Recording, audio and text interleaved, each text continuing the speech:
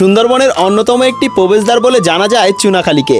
এখান থেকেই সুন্দরবনের বিভিন্ন অঞ্চলের উদ্দেশ্যে যাত্রা করা যায়। বিশেষ করে যখন পর্যটকবাহী লঞ্চ বা টুরিস্টের বোট এই ঘাটে এসে নোঙর করে, তখন কিছু পর্যটক এখান থেকেই তাদের সুন্দরবন ভ্রমণ শুরু করেন। স্থানীয় মানুষ প্রতিদিন প্রয়োজন অনুযায়ী এই ফেরিঘাট ব্যবহার করেন। এই মুহূর্তে আমরা দাঁড়িয়ে আছি চুনাখালী ফেরিঘাটে। চারিদিকে সবুজে ঘেরা মনোরম পরিবেশ, শান্ত নদী আর নির্মল প্রকৃতির মুহূর্তের মধ্যেই মন ভালো করে দেয়। প্রথম দেখায় নদীটিকে হয়তো খুব বড় মনে হবে না, কিন্তু বাস্তবে এই নদীর গভীরতা ও বিকৃতি আপনার ধারণার চেয়েও অনেক বেশি। জোয়ার ভাটার সঙ্গে এর সৌন্দর্য বদলে যায়। এখান থেকে মাত্র 5 টাকা ভাড়া দিয়ে নদী পার হওয়া যায়।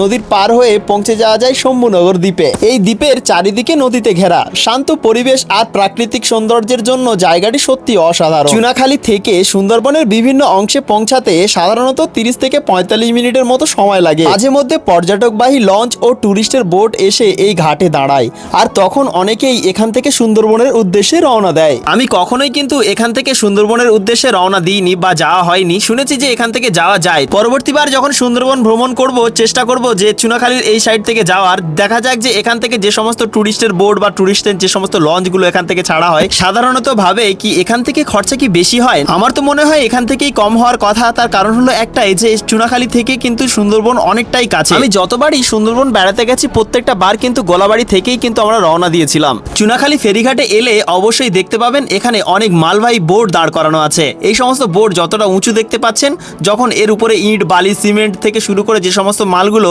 নদীপথে যখন পারাপার করা হয়, তখন দেখবেন এটি অনেকটা ছোট্ট ছোট্ট, মানে শুধুমাত্র বোর্ডের কোনাগুলোকেই দেখতে পাবেন, বাদবাকি সমস্তটা জলের নিচে থাকে। অত্যন্ত রিস্কের সাথে এই সমস্ত মালবাহী বোটগুলো কিন্তু নদীর উপরে চলাচল করে। আজ এই ভিডিওতে আপনাদেরকে দেখানোর চেষ্টা করলাম চুনাখালী ফেরিঘাট, অর্থাৎ সুন্দরবনের ছোট্ট একটি প্রবেশদ্বার। তো আজকে এই ভিডিওটি কেমন লাগলো এবং আপনি কোন জায়গা থেকে এই ভিডিওটি দেখলেন, অবশ্যই কমেন্টে জানিয়ে যাবেন। আর হ্যাঁ, অবশ্যই এই ভিডিওতে লাইক করুন। তার কারণ হলো আপনাদের একটি লাইক আমাদের অন্যান্য ভিডিও তৈরিতে মোটিভেট জগায়।